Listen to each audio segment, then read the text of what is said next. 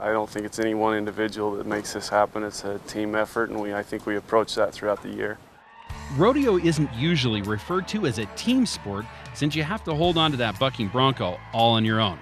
But when it comes to everything that goes into creating one of the biggest events in the West, you're only as good as your teammates.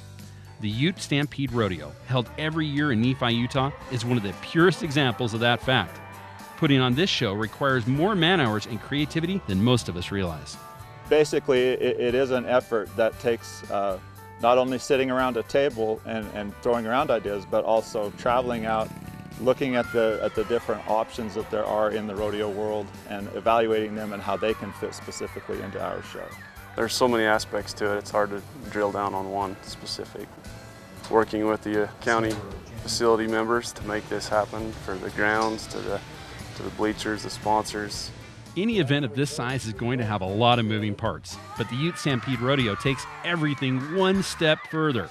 After all, how many shows coordinate animals, acrobats, clowns, stuntmen, beauty queens, and vendors? If you're thinking of circus, you're not far off. And every good circus has a ringmaster. For the UTE Stampede, that's Chris MEMMOTT. So as the chairman, it falls on me to make communication with the different acts. We pride ourselves in being the most family fun and entertaining rodeo that we can possibly be. What that means is you have to first identify the folks that are the best in the business. You have to communicate with them and possibly even meet with them at another rodeo, maybe even take in their act and then talk with them about their availability, obviously, and different things like that. We also have people who are repeat customers, sometimes for 75 years or more. And so we want to take care of them. We want to make sure that they get the tickets that they've been waiting for all year long. They can even bring up to 100 family members with them. It's about entertainment, and the kids love it. And that's the kind of impact events like the UTE Stampede Rodeo can have on rural communities. The rodeo isn't just about Nephi pride or the thrill of an 8-second ride. There are real impacts here that go far beyond the fairground entrance. So I was just speaking with a business owner a couple days ago, and she told me that for the week of the rodeo, she has triple the business in her shop that she has any other week of the year.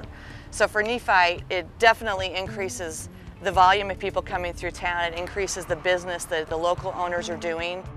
Rodeo will always be more about the escapades in the arena than the work behind the scenes. But without the latter, you'd never be able to enjoy the former. Entire towns are uplifted and sustained by these events, making the effort to create them all the more important. In all honesty, the spirit of this show is like no other. When you have a committee like we have, when you have a community like we have, you cannot put a price on the feeling that you have when you can entertain a body of people as well as this committee does. Everybody comes together during this week, helps everybody out, gets to work side by side, shoulder to shoulder, with people that they may not spend a lot of time with the rest of the year. So it really is a whole community event.